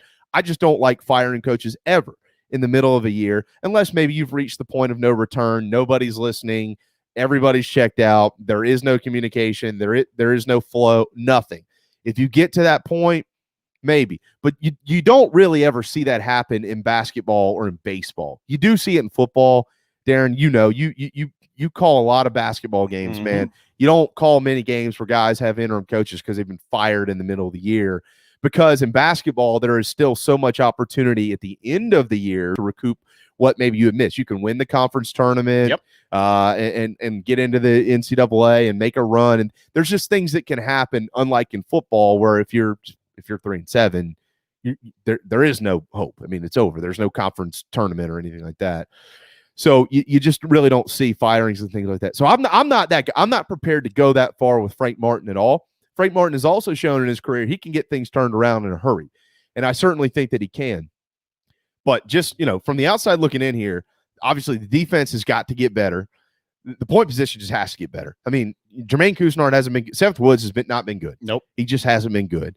Keyshawn Bryant is best coming off the bench, but it's because he is so good and he is just a flamethrower out there and just a spark. It just might be time to put him in the lineup and say, look, we got to get the spark early. We can't be down 10 and 12 points in the first 3 and 4 minutes of the game anymore. It's too early for me to even entertain the conversation of Frank Martin and a new basketball coach. Absolutely. Because we just went through this with Carolina on the football side of things. I'm not privy to the numbers. I don't know how much cash is sitting there left to buy out Frank Martin, which would come probably from outside the athletic department anyway, but then to go hire another basketball staff. My guess, unless this thing is totally off the rails and it just keeps spiraling farther and farther out of control as the year goes along, which I don't anticipate. I think it will level off at some point, probably get better. I just don't see Frank Martin out this year. I think with everything that's gone on, particularly with him personally, and how his COVID issues and how the team's COVID issues, like, you don't want to make excuses, but it's real for them. So it would be. I think it'd be a quick trigger if they pulled Frank out this year or after this year. That's my guess. Yeah, I would guess not as well. But again, we have to just see how it all finishes. Mm-hmm. We just don't know. We have no idea. I mean, this thing could get turned around. There's ample opportunity still on the schedule for some big wins down the stretch. And here's the thing, like, when somebody hears somebody say something like that, I'm not the only one that's saying that. There's plenty of folks out there to look at this and say, look, there's plenty of opportunity to get it turned around and get headed in the right direction and try to make a run. The reason why there are optimists out there saying things like that, now I'm not talking about just fans. I'm talking about people who are covering the program and who understand this basketball team, is because it's a talented basketball team. And if you have a talented basketball team at the end of the year and they're terrible, then obviously, yeah, there's a big problem. You got to make a change. You're just going to have to, Darren. And a lot of these guys have been here for a long time. I mean, most all of them have, actually. Yep. They've been here for a long time. And that's why everybody was like, they're going to be really good, because experienced Frank Martin teams are good. When Frank Martin has a bunch of really good guards, they are good. You saw that with the Final Four run. I mean, no offense to Mike Kotsar and Chris Silva. They were excellent players, but they were also excellent because of Sindarius Thornwell, PJ Dozier. There were pieces. Dwayne Notice. Yeah. Those guys made it run. And they got it in, they got it out, they hit shots in the whole 9 yards. This team is really good, and they're going to have to get their big guys back. And they probably still do need to get their legs underneath them. No doubt about that. I get it. You have a month where you didn't play and practice much. There is a component in that. Not this big of a component, though. So there's a lot of things wrong. And we'll see what it looks like as far as getting them fixed. But you couldn't ask for a better layout of the schedule here to get them fixed. With Georgia at home coming up on Wednesday, you do go to Nashville. And by the way, they've got problems. And so does Jerry Stackhouse. Apparently, he's blocking a bunch of media members from social media and all this type of stuff. Throwing some of his own kids under the bus, too. Yeah. They got issues up there. Yeah. So, it's an opportunity, but there's not any sugarcoating to this. I would encourage people to continue to support the program and see that there is an opportunity to get better. Let's see what happens with that opportunity. If the next couple of games, let's say Carolina drops them, yeah, it's going to be a long year. It'll be a long year. Look, Georgia did just beat Kentucky. Say what you want about Kentucky. You almost hope, as an outsider, somebody who's not, a fan of really either of the teams, you almost hope Vanderbilt was the team you're playing first, just to get a little bit of momentum, at least hopefully, and hopefully don't drop that one and then play Georgia. But you got it reversed. It'll be important just to see them play with a little bit more passion. Play like you care, because that was my takeaway. I mean, when things started going wrong against Auburn, when they realized I can't stop this Cooper guy, he's doing whatever he wants, and everyone else is hitting shots around him, then it was just a deflated team. And it happened fast, really fast. So that's what I want to see against Georgia. Just show some heart. Get out there and play. Get out there and play hard. Yeah, and beat them. Clemson didn't fare much better this weekend, although they didn't give up 109 points either, but they're on their own 3-game losing streak. 80-61, the final on the road in Tallahassee. Of course, Florida State is really good. They're 5-1 in the league, 9-2 overall, up there just underneath Virginia, who's 6-0, 10-2, and that's another part of this losing streak for the Tigers. The Wahoos whipped them by 35 I guess it was beginning of last week. So of this, in this 3-game losing streak, it's been bookended by the two top teams in the league, and Virginia and Florida State. So probably not as much reason to press the panic button just yet with Clemson. However, they haven't been very competitive in the last 3 games, and you also need to remember that Georgia Tech game was an 18-point loss. Georgia Tech certainly is a respectable program in the SEC and in the ACC, and they've come a long way under Josh Pastner. But 18 points, better than Clemson, a team who thought maybe they would compete to be in the top half of this league when the year started. The Boston College game, of course, has been postponed. So they got Louisville coming up on Wednesday at 9 o'clock. That game is at home, and Louisville is ranked in the top 25 at number 25. 5-2 overall, 10-3 in the league. So when you ask me, well, what's wrong with Clemson? Well, they haven't shot it well either. 50, 65, and 61. They're not scoring points. They had their own COVID issue. Let's see, going back, it was right after the NC State game. Since then, they're 0-3. They've lost by 35, 18, and 18. Yeah, 19, or 19. Yeah. They're having some, and that was a consistent talking point of that broadcast as well, that this is a team that just hasn't been able to rebound from that COVID pause, whether it was just simple continuity, whether it was the rhythm that they're playing with and they lost it and haven't been able to figure it out. But this was a Clemson team that had really good wins early in the year. It was a Clemson team we're talking about is in the upper third of the ACC, one of the better teams in the ACC. And right now it's hard to put them there. They've got Louisville. Right after that, they got Duke and North Carolina, Syracuse. It's not, and this is a scary time right now if you're a Clemson fan, because look, Clemson's had good starts before. I've brought it up on the show many times. There have been good starts under Brad Brownell, and then there have been a lot of really bad ends. You don't want this one to be like that. Yeah. No, I mean, both Clemson and Carolina have so many opportunities to get back on track, but it's just a struggle to get through where they are right now and to get through it, especially if you're a fan. Who's looked worse? I think it's South Carolina. They were both. It was, like I said at the very beginning of the show, I was looking forward to the UFC stuff Saturday because I watched a lot of bad basketball. Both of those games were bad. Yeah. And then Penn State was on the back end of that, and Penn State won, but that was not pretty basketball either. So I was ready for guys to punch each other in the face. 1:22 on a Monday afternoon, less than 10 minutes from Luke Day joining us, South Carolina's new strength coach, right here on the JB and Goldwater Show. A couple moments left here in this segment. You mentioned the UFC fight, and Conor McGregor was, I guess, what you call upset this weekend. I don't know how many people, I know you watched it. I don't know how many folks actually did watch it. I know a lot of people that watched it. So here's the thing. All right, so I was thinking throughout the weekend, aren't we done with pay-per-view? Like, it's 2021. Like, aren't we done with pay-per-view? Aren't we done with paying, which this one was exclusive to ESPN Plus subscribers, $69.99. If you weren't an ESPN Plus subscriber, they gave you $40 off an annual subscription and charged you $89.99. That included an annual subscription to ESPN Plus, and it also included the fight for $70. Yep. So aren't we through all this? Like, come on, man. Can't we start putting these things on primetime TV where everybody makes their money? No, we can't. And so here's why. All right. So I went back and did some research. Okay.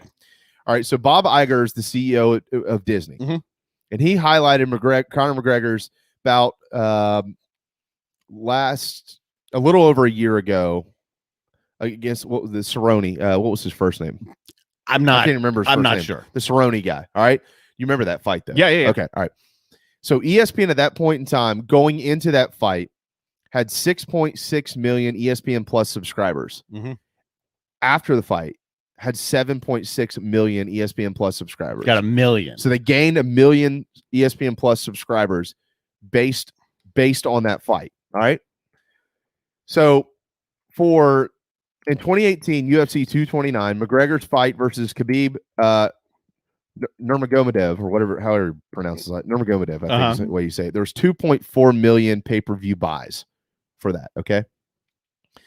There was 4.3 million pay-per-view buys for the August 2017 fight between McGregor and Floyd Mayweather. It's second all time behind the 2015 Mayweather Manny Pacquiao fight. Okay. And in that fight alone in 2017, Conor McGregor made $85 million. So the top fighters in the sport are taking home about 30 to 35% of pay-per-view revenue. If you do the math here, and let's say they had 4 million subscribers this weekend purchase the fight for $70. Yeah. It's a lot of money. Not only is ESPN Plus gaining ESPN Plus subscriptions, which is offsetting some of their losses because of cord cutting, they're also making literally hundreds of millions of dollars, paying out Conor McGregor his 35%, paying the other guy who's not going to get that much, but it's still life-changing money for him. And they're all going home with $80 million in their pocket, $50 million in their pocket. ESPN's making $100, $200 million in their pocket, whatever. And they've gained subscribers and making even more. And then they'll announce the next fight at some point in time. They'll do this all again. And that's why pay-per-view is not going away, because even in a country of 300 plus million people, if you just get 4 million of them, which is, a little over 1% to buy the fight, you're making hundreds of millions of dollars. Not only are you making that money, but the way the fight game has worked from a television aspect now for, I guess, as long as I remember it, the reason ESPN went so hard after UFC and won the UFC rights for the biggest fights is partly that number one, it's a draw. They know it's a draw, and they know that they can make money, but they're not going to pay out of their pocket for the fighters to fight. Right. No, that's where the pay-per-view side comes in, so that everybody can take home their own money. So ESPN throws a ton of money at UFC for the rights. Then the money, instead of coming out of their pockets to pay the fighters, that's coming out of my pocket, out of the viewer's pocket to go and pay those fighters. Right. It's not going away, at least in terms of how I can see it, because the fighters, there's no other way the fighters are going to make the money. No. So there's no way that the pay-per-view aspect is going to go away. It may be taking on a different form, like it's pay-per-view through ESPN Plus as opposed to how it used to be, but it's still the same. It's still the same idea, and it's the only way these guys are going to get paid. Absolutely. That's a great point. Certainly. All right, we need to hit a timeout. When we return, brand new strength coach for the South Carolina Gamecocks, Luke Day. He's going to join us right here on the JB and Goldwater Show, driven by Stokes Volkswagen. Is your old car really scary? Does it look dreadful or smell awful? Don't be frightened. There's never been a better time to trade in your spooky old car. Stokes Volkswagen just received a new shipment of the VW Atlas and VW Crossport. But here's what makes that even sweeter. Every new Atlas and Crossport is $3,000 off MSRP. Plus, every 2020 Volkswagen is available with 0% financing. That's right. You get both the huge discount and 0% financing. So if you want to play trick or treat at other dealerships, that's okay. Come see us at Stokes Volkswagen on Ashley Phosphate or visit StokesVW.com. Peace and love at Stokes VW. Plus tax tag includes $399.50 closing fee. Offer subject to lender approval. Expires month end. What's up, everyone? JB here. Want to tell you about my friends at McFadden Pest Control, as we do every day on our program. I love these guys. They've been in business over 40 years, and they treat our family like they've only been around for 4 days. Always doing their best work, trying to earn our business, although they know that they'll always have it. Heath and the guys take care of our quarterly, our mosquitoes, termite bonds, anything we can get them to do, they do it. They're the best. They're friends. Heath even often texts me and just asks to see how my family's doing. It's amazing. I can't say enough about McFadden Pest Control. Switch to them. You'll never have anyone else protect your home. McFaddenPestControl.com, McFaddenPestControl.com here in the Low Country. Family Bingo Night is back. All 3 Dog and Duck locations. Every Monday from 6 to 8 is the perfect time to bring the kids, have dinner, and play bingo. They've upped the prizes with retail store gift cards, gas cards, in-house cash cards, and kid-friendly gift cards like Nintendo, pizza, App Store, and more. Thanks for supporting local businesses like the Dog and Duck in Bell Hall, Park West, and on Clements Ferry Road. Ladies Ladies and gentlemen, here it is. The other stations are tuned in too. JB and Darren on the JB and Goldwater Show.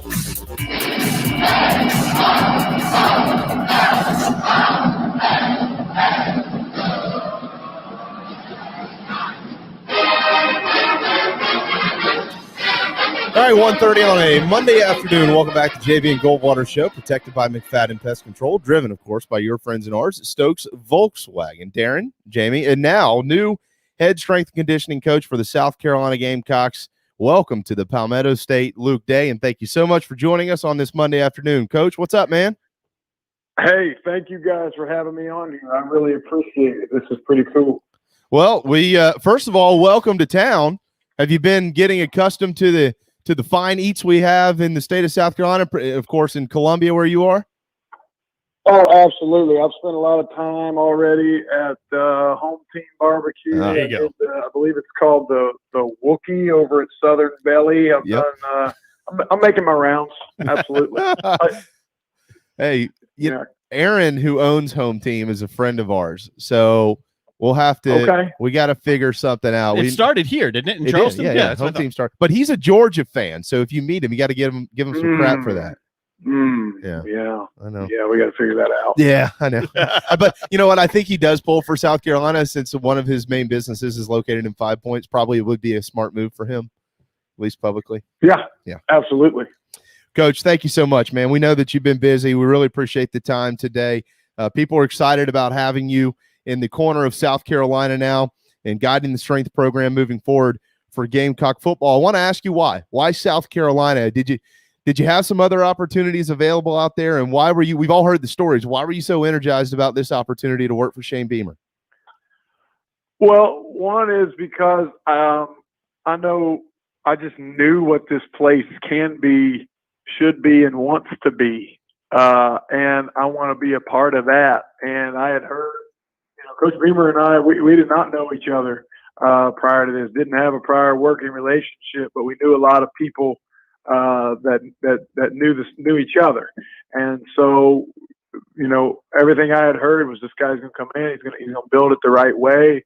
And I wanted to be a part of this experience, this story, as we start this thing and start building it from the ground up, the way it needs to be, the way it should be, the way people want it to be. Since you've been on campus, what have you learned about the South Carolina football program? The program itself, its history, its traditions. What have you learned about that, and what have you learned about the players that you've inherited? Well, the first thing I've learned is that this is a group of people and a fan base that loves South Carolina, and they're very, very proud of their program, and they should be. And the people so far, my experience and my interactions with the people of this town and this community and this university has been nothing short of special. And that's what people here deserve, is a program to be very, very proud of that matches the pride they have in how they think of South Carolina Gamecock football. The players here, they desperately want someone to come in here and invest in them as men, as human beings, as football players. And,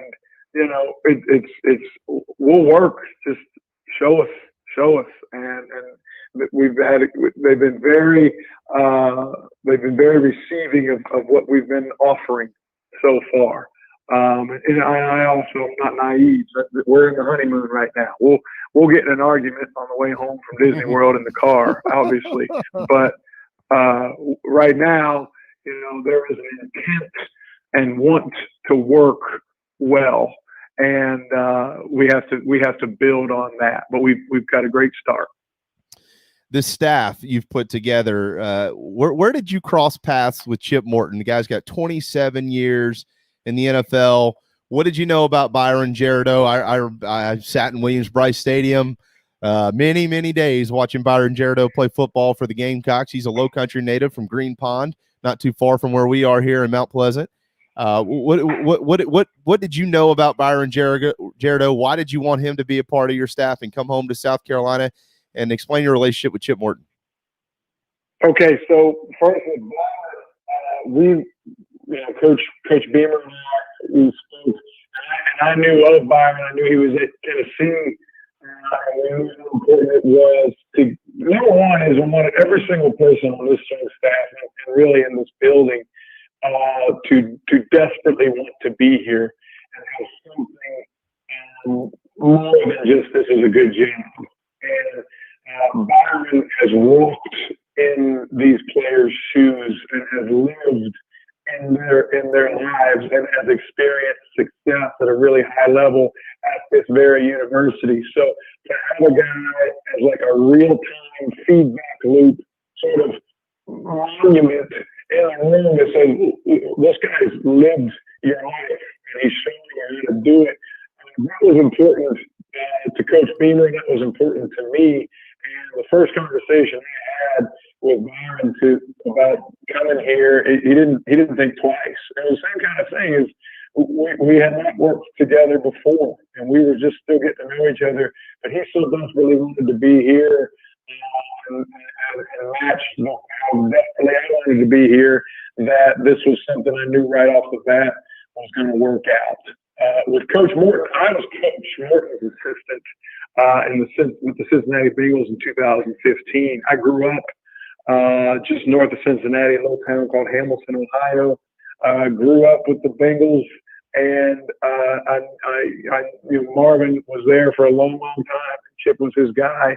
That whole time they were in Baltimore together when Marvin was the defense coordinator and Chip was the assistant there. But when I worked with some really good head strength coaches. I've worked with Ed Ellis and Scott Sinclair, who Scott's at Georgia now, and Ed's at Arkansas. But they were both guys at UCF, and I've worked with some very, very Mike Golden at USF. But Chip put a different lens on this profession for me, and when we talk about, and now it's really a rosy term that everybody sort of throws around about love your players. You got to love these guys. You got to love them. Well, define your terms, as Chip says a lot to me, and now I use the same terminology. But let's define what that means is and to watch him do that with professional athletes, because nobody has to do anything. Yeah, you can get fined, but they got enough money, they don't really care either. If people are doing things at the professional level and they're working really hard in a weight room, it's because you're a great communicator and you have more than just what's going to happen to you if you don't do it. You've conveyed value. And you can convey. I told these guys in here this week, I'm not going to talk you into doing anything. And if you're doing it because I said you should, and I'm screaming and blowing the whistle, well, Saturday's pretty loud, you're not going to hear me yet. And you're going to do what you think is right. And so you and I have to come to an understanding that what I think is right, what you think is right, eventually needs to be the same thing. When we talk about, and Chip really poured into me in that season, and I brought a lot of that stuff to Marshall. We built this thing out over the phone, the program at Marshall, and it was we talked every single day. We've been through a lot together. We've been at different jobs. We've been out of jobs together. This past season, Chip was training the Norfolk Marine Raiders Special Forces, and he added another kind of layer to this thing, taking some of the stuff from what those guys do, and we're able to bring some of that, some of the psychology of training the Special Forces with these guys here. But more than anything, let's define what love means. And for us, it means I'm going to tell you the truth. I'm going to celebrate you. I'm going to suffer with you. And we're going to confront each other's lesser versions of ourselves until the things we don't want to do that get in our way from doing the things we want to do are no longer there in front of us. That's what it means. That's how we're going to love these guys. Man, I love that. And it's very interesting, speaking with new head strength and conditioning coach Luke Day up at South Carolina. I love what you said about the Special Forces. You know, one of the things, and it didn't work out for Will Muschamp in Columbia, but one of the things he did every single year with his program, coach, was he took the Gamecock football team right down the road to Fort Jackson, and they always had a training day with those soldiers to understand what they go through, what sacrifice really is, and brotherhood and things of that nature. Do you anticipate doing anything like that in the future? We're going to do a lot of things that are really, really difficult because there's some beautiful things that take place physiologically and psychologically when you're just straining and you're doing things that cause great struggle. I can't tell you straight off the bat as if we're going to go and do things with actual military personnel. I do know that I'm a big early, often, and consistent type guy, and I'm not familiar with some of the things that was going on here before, but the things that we do have to happen often. Another tip is if it's important to your program, do it all the time. And I do see the value in visiting people and getting their perspective on the world and understanding their sacrifice. But we gotta live these truths, and it's gotta happen every single day. A couple of times a year is not enough to break the cerebral concrete around our brains that make us do things we don't want to do. It's gotta happen often. I like it. Cerebral concrete that's around our brain. Yeah. So that's got to tie into the struggle well philosophy. Where'd struggle well come from? How do you take that phrase? How do you take the mindset and incorporate it into the players? Well, one thing, when you're young, you try to figure out, like, you have these big dreams and these big goals, and you want to do them all, and you try to get there as fast as you possibly can. And I always said the worst thing you can do is your dream come true and you're not ready for it. And so I thought I could sidestep a lot of burden and a lot of struggle. Dave Lawson was my first boss at the University of Cincinnati, and he looked me square in the eyes and he said, "You're not ready to be a full-time strength coach." I was just a part-time guy at the time. Broke my heart. I thought he was the worst guy in the world, and he was never more right.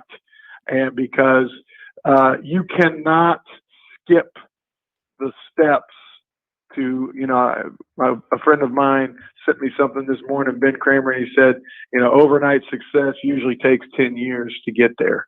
And so if we try to pursue the happiness in the American dream, and we say, all you got to do is just get here and you're going to play early and all those sort of things,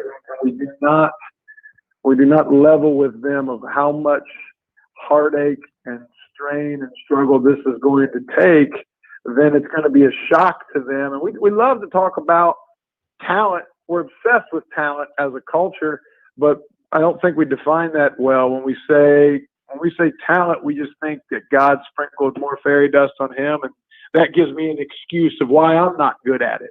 And we exclude the thousands and thousands of hours of just really, really grueling hard work that I didn't do to be as good as he is as that thing.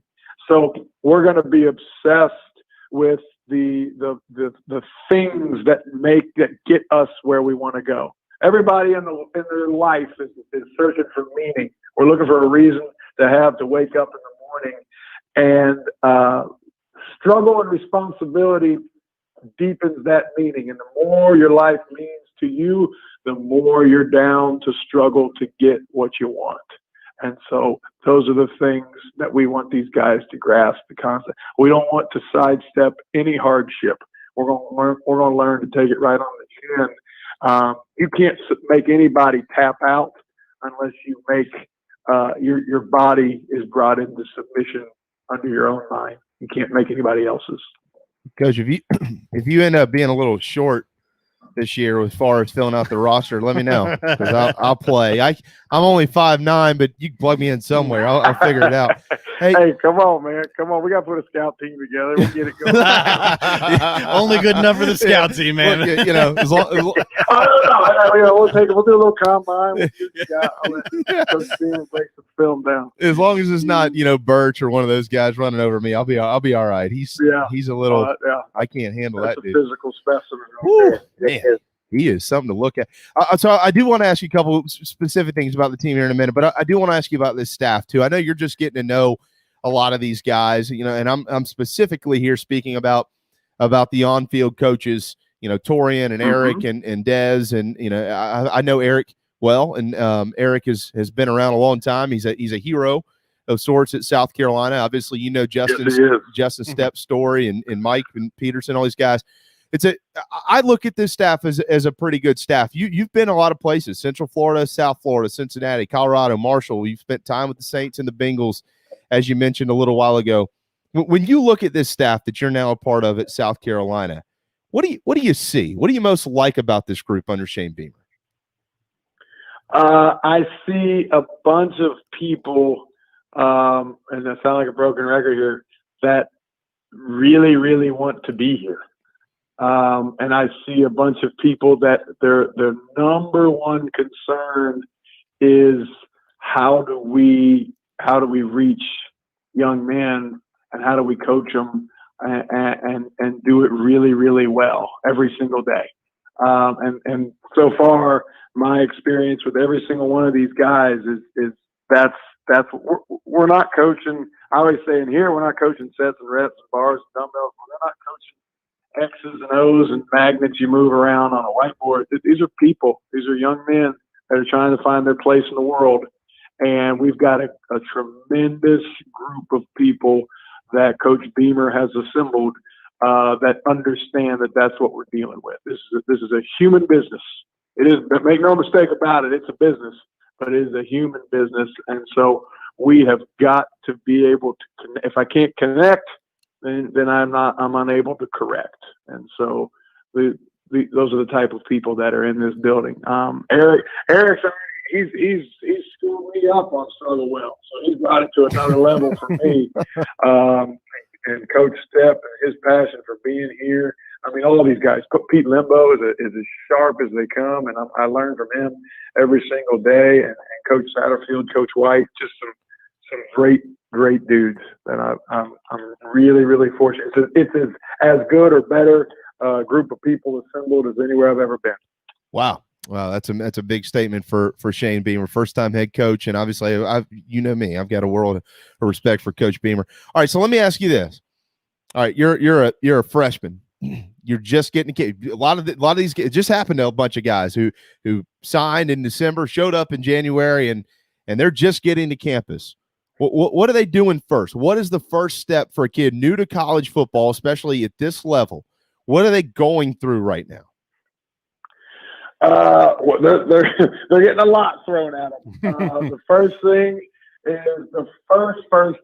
we're going to do is we're going to meet with you, and we're going to know you, or as much as we possibly can, and you're going to know where I'm coming from. It's not always going to sound like it, and it's not always going to feel like it, but these kids have to on the front end understand that we have and want their best interest in mind. That might feel, that might sting more than others sometimes, but that is what they. And then the other one is to really appreciate, understand what it means to say you're working really hard.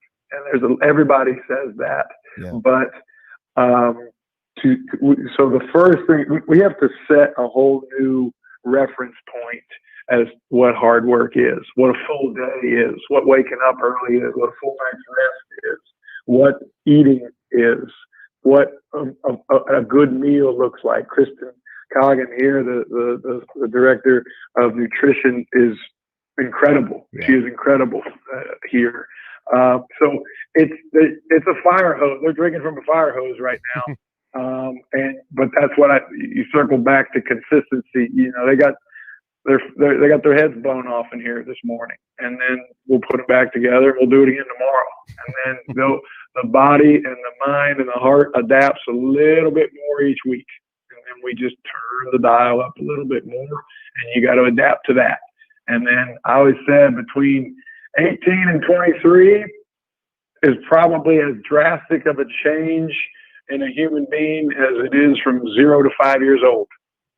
You come in here an older boy or a very, very young man, and you walk out of college football, especially in this league, if you're doing it right and you're developing kids and you got good people, and we do, you're supposed to walk out here a grown man. So, wow. Coach, do you have time for 2 more questions, and then we can let you run? Yeah, is that okay? I also got to clear something up because I know Ben Downer, the head strength coach of the Saints, is rolling his eyes. Guys, I was just down there for a few days. I saw that like in an article, like spent time with it. Like Sean Payton would be like, who right now? So let me clear that up right now. I was with the Bengals, but that internship was very, very short with the New Orleans Saints, and I don't want to run into those guys and be like, yeah, who do you think you are? Hey, look, here's the good news. According to my family, there's about 11 people that watch or listen to our show, so nobody's going to hear this, okay? Good. It's a lot more than that, I promise, but that's according. If you ask that's great. I'm glad you got a lot of things that support. Oh, yeah. Big support. Yeah, my cousin Robbie, he's like, hey, man, well, why do you care what happens? There's only 11 people that watch or listen to that thing. All right.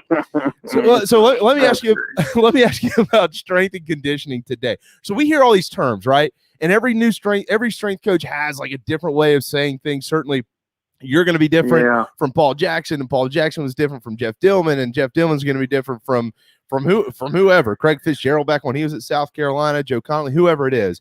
But you hear speed, you hear strength, you hear flexibility, you hear explosiveness, you hear all these big terms, and then the fans get in the Williams-Brice Stadium on Saturday, and they're like, well, we sure don't look fast, or man, we sure don't look explosive. What does that mean? Like, how do you balance those terms out? How do you coach a strength and conditioning program, and how do those terms get implemented into that program? Like, what is today's style of strength and conditioning when it comes to college football?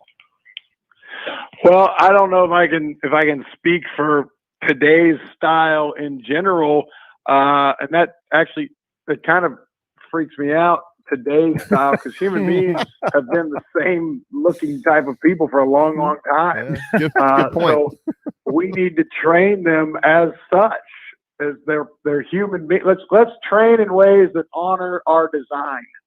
And we are a bipedal, upright creature that walks on 2 feet, and we walk with the opposite arm, opposite leg, unless there's something wrong with you, and then that's a whole other thing. But we need to train people to be able to have great command of their body.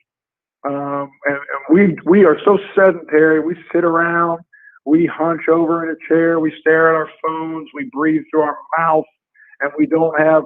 We were pretty put together, solid people when we were babies. And we got that big old heavy head, and we still figured out how to hold it up and walk and run around the house as a toddler. And then we just sort of, our movement skills decay. And now you got a kid that either lays horizontally playing NBA Live, or he gets up and plays SEC football 100,000 miles an hour. And we can't understand where the injuries come from. And kids don't climb trees and jump fences and have good grip strength. They don't go to work with their dad. They don't swing sledgehammers. They don't carry things around. We are laborers as people. We built walls and pyramids, and we do things that are we put it on our right shoulder. We squat down and reach and grab the other tool with our left hand. And we do a ton of things that, 3 things. We're going to teach people how to breathe diaphragmatically. All your strength is coming from your breath. We are going to engage the gait pattern. We're going to load their gait. We are huge in carries, crawls, sled pushes, sled drags. It's great that you can stand in that little platform in the weight room and pick a bar up vertically, but the gridiron is still 100 yards long. You got to move. You got to move forward. You got to move backwards. You got to move suddenly. You got to hold it. You got to move violently. You got to use your opposite arm, opposite leg, strike. You have to be hit, and you got to be tempered to handle those sorts of things. And so the last thing we're going to be is we're not going to be a bar trained for a football demand. So we're gonna be a team that has a wide resume and menu of movement, and we understand tension and we understand release. When you whip your hand real hard and then tighten it up right before it connects with somebody's jaw, that's a catastrophic event. But you have to understand how to do that. That's why Mike Tyson is a threat to the rest of society, because he knows how to use his hands. Well, we're going to teach these guys know how to use their bodies for violence. Wow. I love it. And so, follow up question that a couple years ago, Carolina fans remember this very well. There was a couple of years where there was a ton of soft tissue injuries in the Carolina football program. Is that what you're explaining? Is that where a lot of that comes from? Oh, no, hold on now. You're going to back me into a corner No. because somebody pulls their hamstrings and be like, he'll pull up this interview. I don't want to hear that. But, yeah. I was with the Saints long enough to hear Dave Dalrymple say this. You take credit for no injuries. You've accepted blame for any. So, sometimes you're just running into people real hard and stuff happens. Okay. But I do say this, tough, physical people that are resilient, they get hurt less. That's all I'll say. Okay. So okay, love that. That's a great quote. Look, man. On that note, I think we can let you get back to doing whatever you're doing. I know that you got a busy day, and you sound like you're pretty lazy, just kind of like lounging around, nothing going on, slouched over. We got a lot to get going here. So. You mentioned NBA Live, and you admitted the fact that it's you that's sitting there playing NBA Live. Yeah, no, we don't have consoles in our house. No, I can't blame you there. Who's going to give the best speech this year? Is it going to be you or Derek Moore? Oh man, Derek Moore he's a poet laureate. I can't compete. That guy, he's Shakespearean in performance. So there's nothing I can do to compete with that. That's all Demo.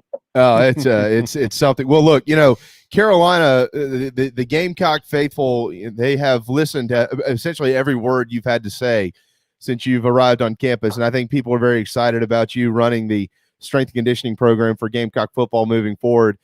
Coach, we'd love to, and hopefully we'll be able to speak with you in the future. I know I'll be in Columbia at some point in time, so once things lighten up a little bit, I'll come by the building one day and say hello to everybody.